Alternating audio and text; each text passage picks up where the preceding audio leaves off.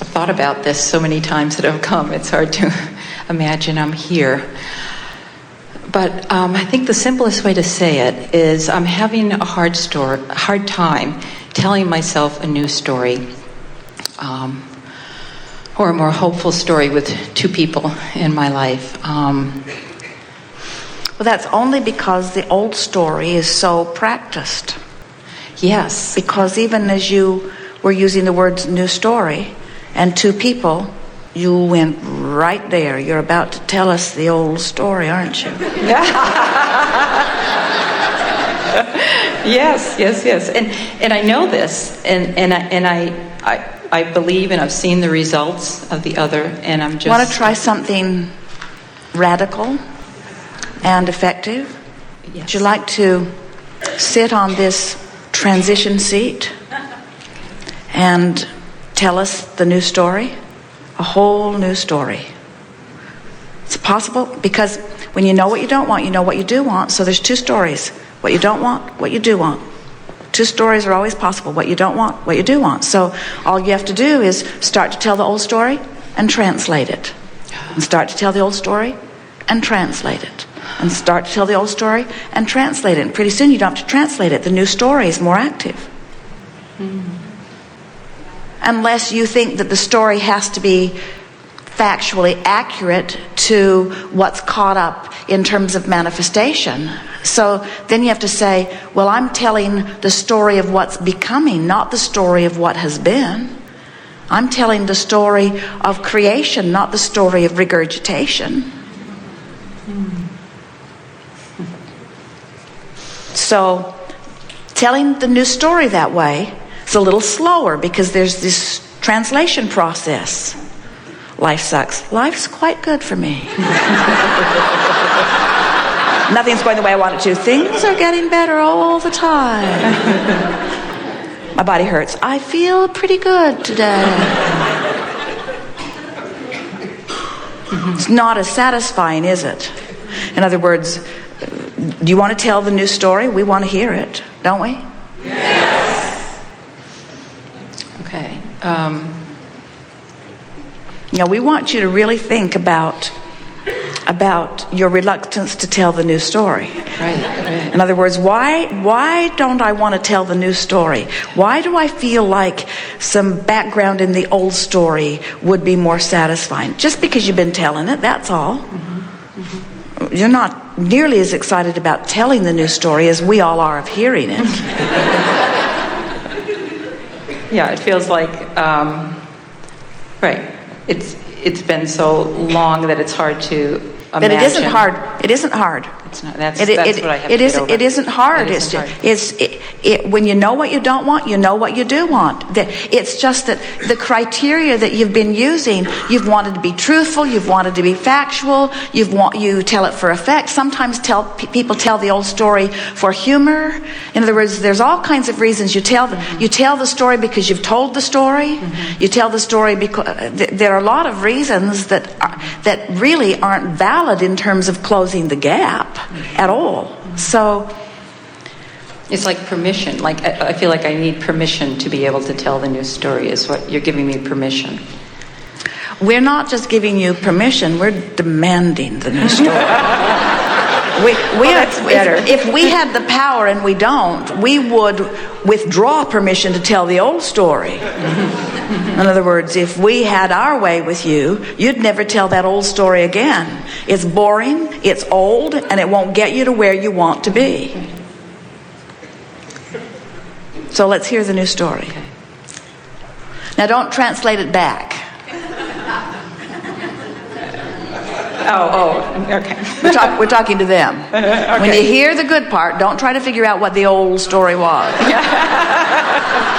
Okay, so I can't give the old piece and then the translation. I just start with the translation. No, because we'll all get stuck over here. Yes. Okay. Why take us through that? And I know that one. Okay. Why drag us through that? Why not just jump right to the benefit that gave you? Okay, my son. My oldest son is prospering because he has strength. He has insight.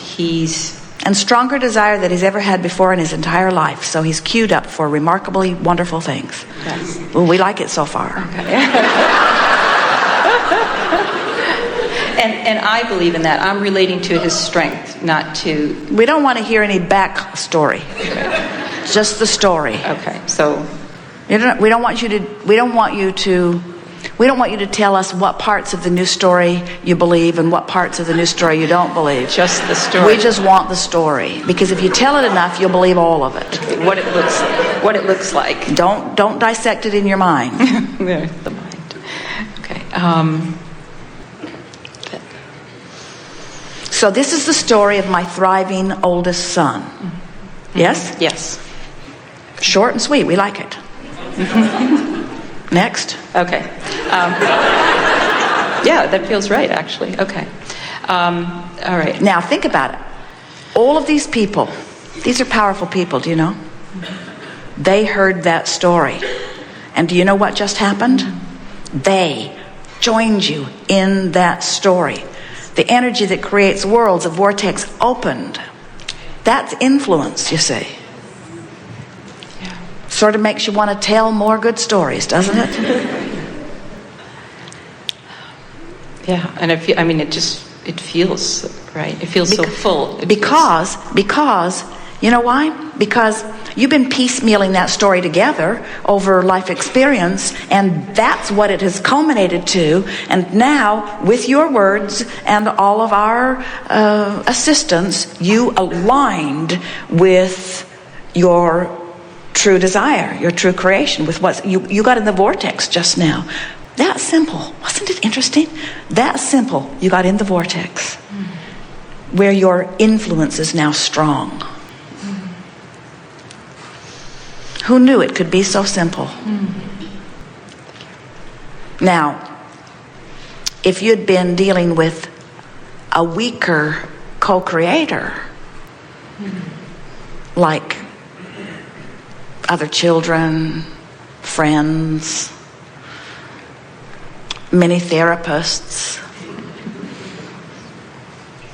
other humans, you might have been allowed or encouraged to tell the old story. Yes. But you're too smart for that now. Any other topics you would like to tell us a story about? Yes. My brother. Now wait. Happy stories have happy titles. My brother, not my brother. I'd like to tell you the positive, uplifting, heartwarming story of my brother. Practice in your mind before you say it. You were trying to slip the old story in. That's what you're trying to do. If not in content, in attitude. Yeah.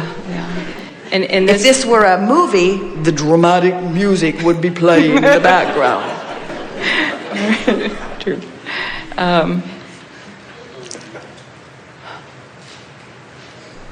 It's hard. She's almost speechless. Because the old story rolls right off her tongue. You would be bowled over by the articulateness of the old story. Well, this one I don't know how to start because I don't know where I'm... Careful, don't get into the old story. Great. Okay. You know where to start. You know what you want for your brother. Tell the story of your desire about your brother. Fast forward over there. Okay. That he's happy and at peace wherever he is. That doesn't sound Oh, like a you happy slipped story. the old story in, didn't you? Okay, yeah. I don't know how to... Well, like I'm... Okay, I can see Well, it wait. Now, is this the story of your brother, or is this the story of you in relationship to your brother? Yeah, I was going to say that before I started. All right, so then this isn't a story about your brother. This is a story about you. All right, yes. So tell that happy story. Okay. I don't need to know where my brother is. Yeah. I don't need to know where anybody is. Elsie, lovable cat, Jerry and Esther's precious little cat that we've been telling you about, croaked. I have kittens. I have 3 kittens that still don't have a home. If you're... It's true. That's what an old story will get you.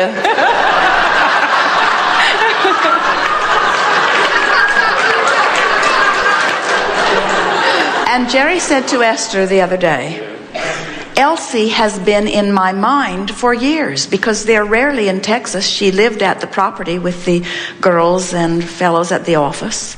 And so she was rarely with Jerry and Esther other than in their mind. And so Jerry reminds Esther that she is still as vivid in his mind as she ever was. And when they focus upon her, she still brings them joy. In other words, whether she's physically focused, whether she's not, whether she's with them in the bus, which she only was for one half of one day when they found her and took her to the office, or whether she is happily playing in Texas, is irrelevant, because she is a projection of thought that aligns them or doesn't.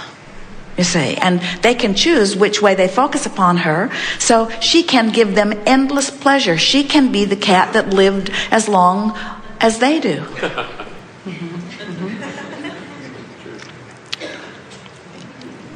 So we don't care where your brother is either. It's interesting, because I had that sense that it was really, I was supposed to speak about my relationship just as we were into this. This is the story of you. It's not the story of your brother. Right. So that I'm happily present with him where at any time. Give us more. I feel free to communicate with him, connect with him, talk with him. And all relationships are about the potential of them. No relationship is really as it is. Every relationship, when you come together with a new lover, your relationship is mostly about the happily ever after you are hoping for. When you give birth to children, your relationship is mostly about the happy ever after that you are desiring for them. When you start a new job, your relationship is mostly about the fulfillment that you will find and the pleasure you will take from it and the co-creative that will be there. In other words, all relationships, if you would allow them to be, could be more about that future manifestation that you are reaching for. You could use that which you are wanting to be as the cornerstone of every relationship. And if you would do that, the relationship and fast would have to morph to meet your dominant desire. Don't let any relationship dictate the way you feel. You dictate the way you want to feel about every relationship. And when you do, the relationship must become what you have dictated. It is law. And you say, what about free will of the others? And we say, irrelevant. You're kidding. You mean I can conjure an image that matches what my source knows, and in doing so find pleasure in the process of the thought, and I will control the outcome? Absolutely. That's what uplifting is. Mm-hmm. So as you are a well-wisher with detail, exaggerated detail, for the pleasure of pleasing you. Now here's the rub. You have to do it for the pleasure of your personal alignment, not for the reason of motivating someone else to a different life. Mm-hmm. Because in the moment that it switches to you doing it to try to make something happen with them, you're not telling the new story now, you're telling the old story. Or at least you've combined the elements, you see.